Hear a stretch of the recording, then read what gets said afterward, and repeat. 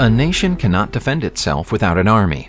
That might not be true in the future as technology becomes more advanced, but it's true today, and it's been an accurate statement for as long as the concepts of countries or controlled territories have existed.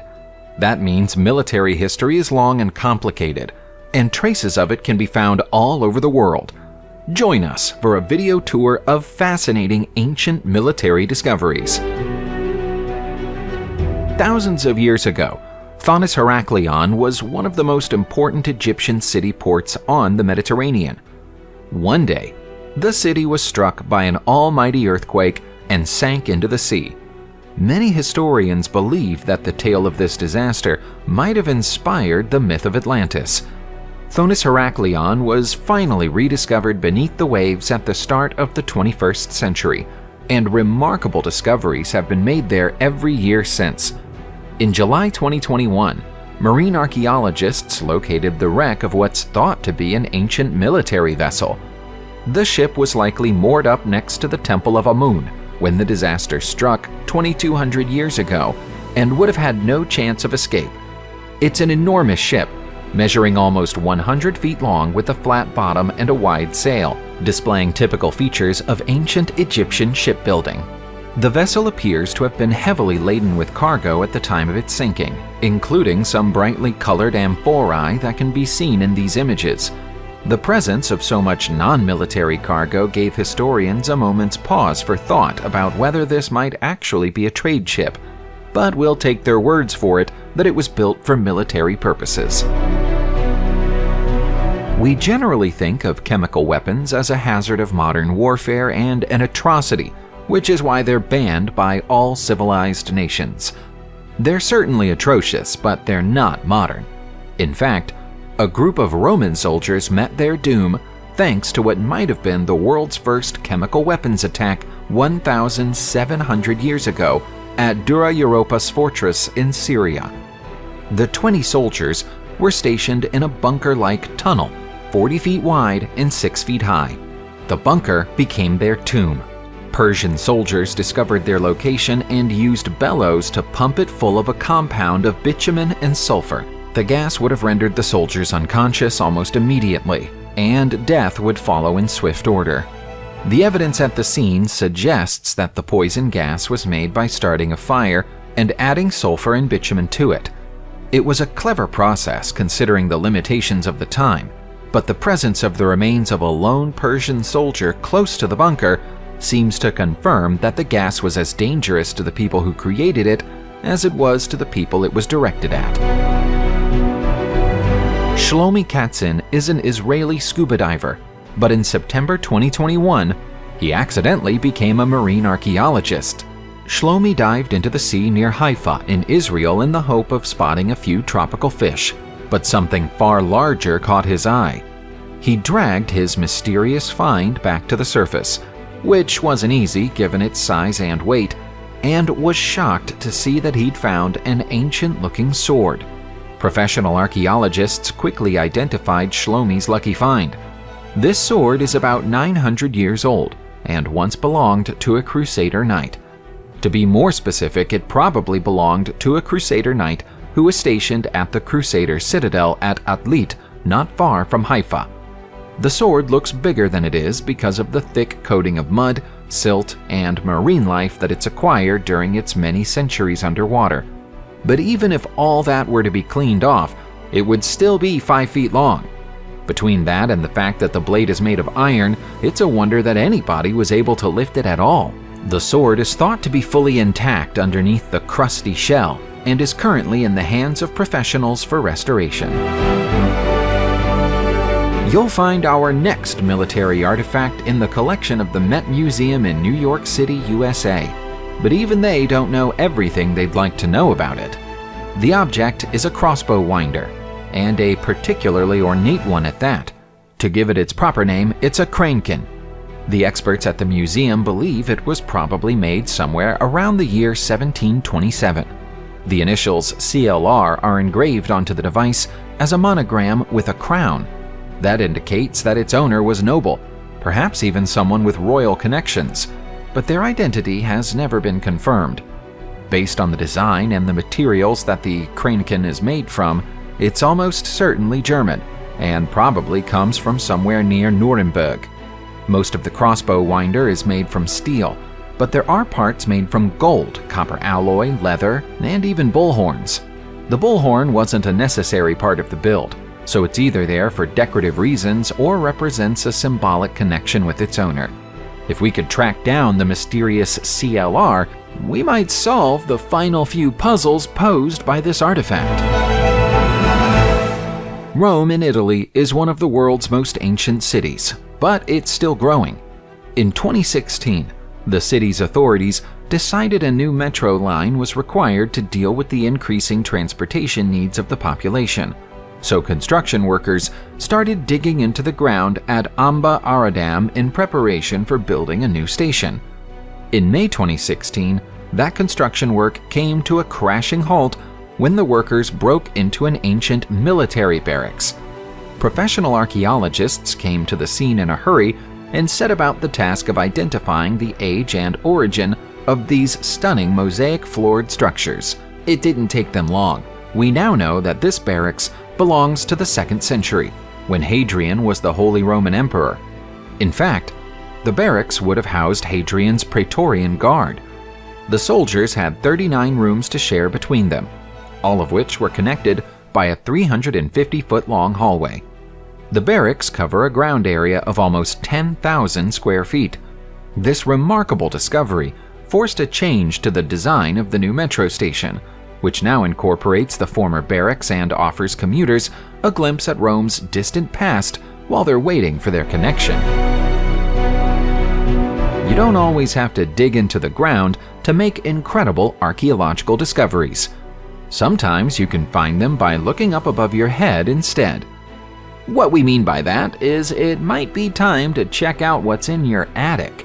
Maybe it's hiding something like this incredible sword and gun, which turned up in the attic of a British couple when they renovated their home in Berkshire in 2019. You can tell from the ornate nature of the artifact that they're not your average sword or gun. In fact, these are the personal sidearms of Tipu Sultan, the former ruler of India. His reign came to an end in 1799 when he was defeated by a British army led by the Duke of Wellington. Wellington's men seized almost all of the Sultan's valuables and took them back to England. Major Thomas Hart was one of Wellington's most trusted men, so he was allowed to keep the gun and the sword. The property in Berkshire belongs to a descendant of the Major, but they had no idea their several times great-grandfather had left his war prize in a box in the attic. The couple cashed in on their find and sold Tipu Sultan's long-lost weapons to a museum for a sum equivalent to $6 million. While we're in England, let's go and check out another sword that was found in April 2017 at the site of the notoriously bloody 12th century Battle of Fornham in Suffolk. The former battlefield is now a golf course, and so the blade was discovered by accident by a digger team as they dredged one of the golf course's lakes. The sword is discolored and rusty, but you can still see engravings of animals, birds, and a few words etched into the silver.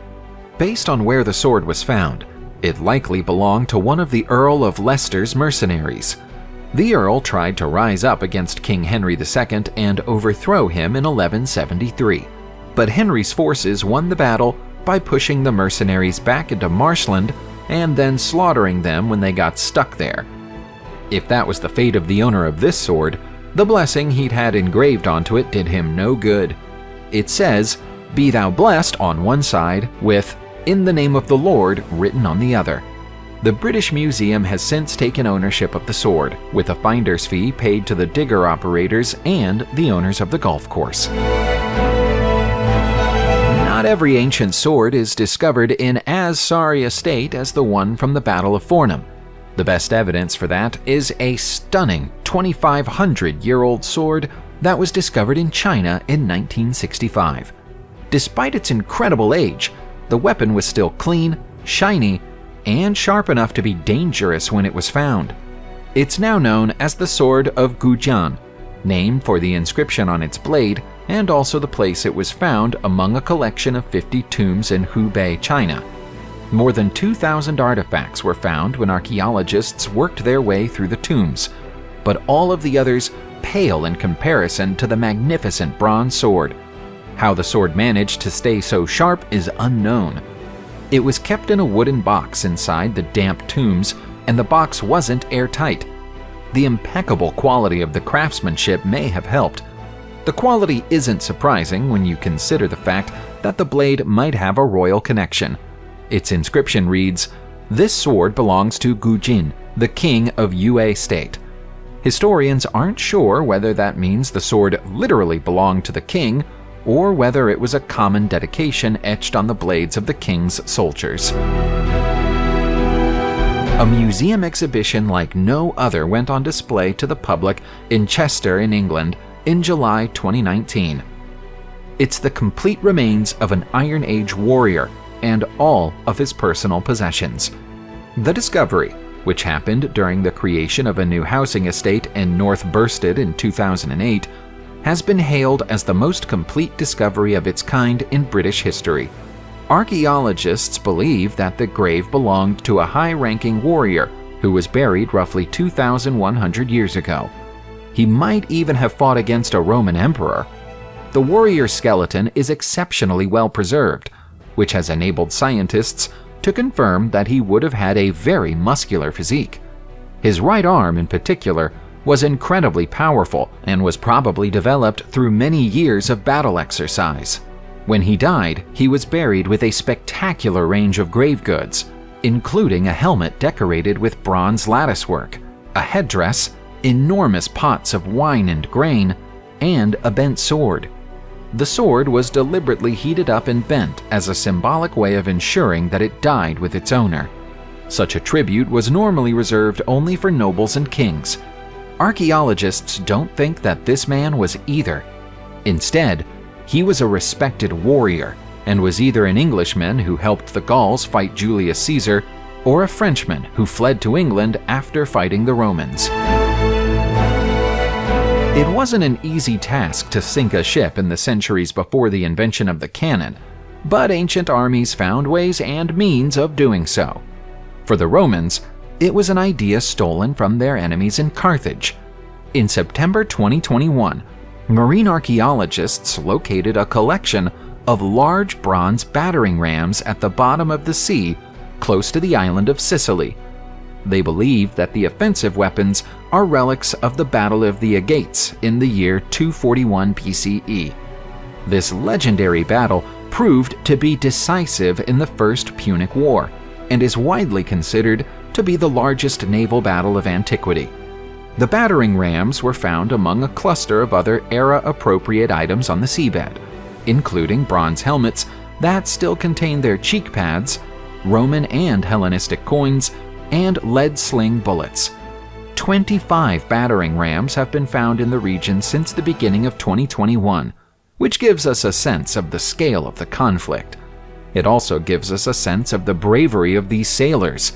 Sailing your ship directly toward an enemy vessel to hit it with a battering ram must have been as terrifying as it was dangerous, but it was the only way to get the job done. In January 2021, a spectacular dagger was found in a prehistoric megalithic Iberian tomb near Seville in Spain.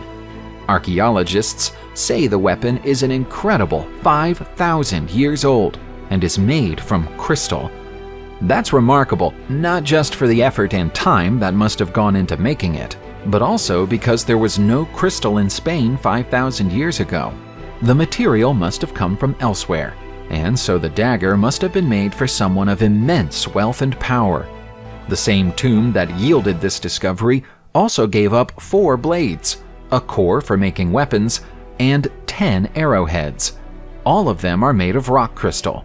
Historians suspect that rock crystal was thought to have magical properties back then, which might explain why a leader might want to have their personal weapons made from the material. The dagger is made even richer by the fact it has an ivory handle.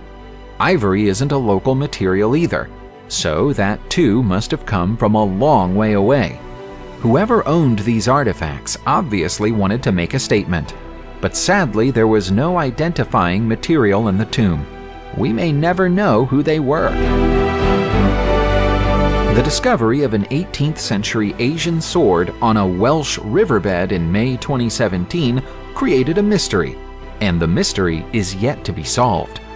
This was an accidental discovery made by a coracle fisherman who got it caught in his net while fishing the River Towy in Camerton. The town is connected in myth to the legend of King Arthur, but there's nothing Arthurian about this find. It's a Keris sword, and it's most definitely from the Far East. Based on the condition of the blade, it's fair to assume that it's been down in the water for most of the past 2 centuries. Time has rusted the blade, but hasn't had quite as bad an impact on the bird-shaped decoration on the handle, which is made from animal bone.